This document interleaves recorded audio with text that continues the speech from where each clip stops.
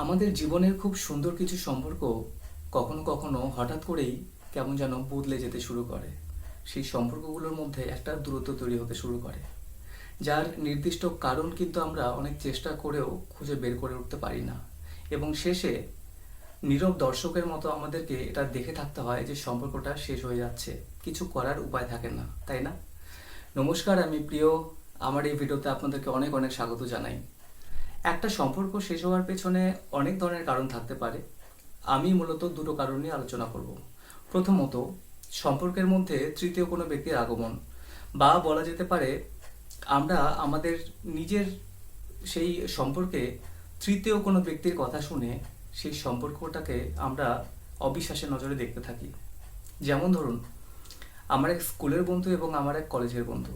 এবার আমার কলেজের বন্ধু এটা কোনো রকমভাবেই পছন্দ করে না যে আমি আমার স্কুলের বন্ধুর সাথে কোনো রকম সম্পর্কে থাকি, তার সাথে ভালো ব্যবহার করি, তার সাথে হাসি ঠাট্টা করি। এটা আমার কলেজের বন্ধুর পছন্দ হয় না, এবং সেই জন্য সেই কলেজের বন্ধুটি আমার স্কুলের বন্ধুটির নামে আমাকে বিভিন্ন সময় বিভিন্ন রকমভাবে খুব সুকৌশলে তার নিন্দা করতে লাগলো, আমার ব্রেন ওয়াশ করতে লাগলো।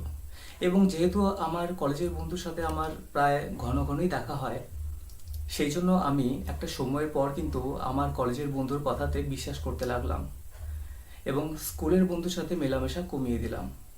স্কুলের বন্ধুটা কিন্তু অনেক চেষ্টা করেও তার কারণ খুঁজে বের করতে পারলো না যে কেন আমি তার সাথে দূরত্ব তৈরি করছি, তার থেকে কেন দূরে চলে যাচ্ছি। এবং একটা সময়ের পর কিন্তু সম্পর্কটা আমাদের ভেঙে গেল, অর্থাৎ স্কুলের বন্ধুর সাথে আমার সম্পর্ক সম্পূর্ণভাবে ভেঙে গেল।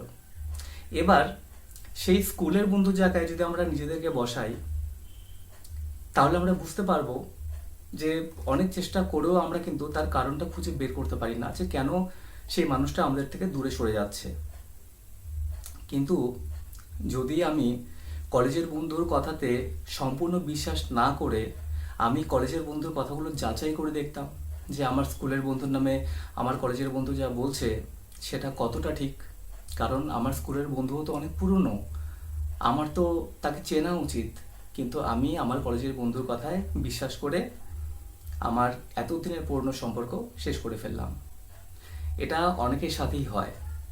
এবং আরেকটা যেটা কারণ, সেটা হচ্ছে আমরা যখন যার সাথে সম্পর্কে থাকি, সেটা আত্মীয়তা হোক বা বন্ধুত্ব হোক বা যে কোনো সম্পর্ক হতে পারে, সেই সম্পর্কে যখন আমাদের তার ব্যবহার বা তার আচরণ আমাদের খারাপ লাগে, তখন কিন্তু অনেক সময় আমরা সেই বিষয়ে তাকে কোনো কিছু না বলেই আমরা দূরে সরে আসি, তাকে জানতেও দেই না যে আসল ব্যাপারটা কি।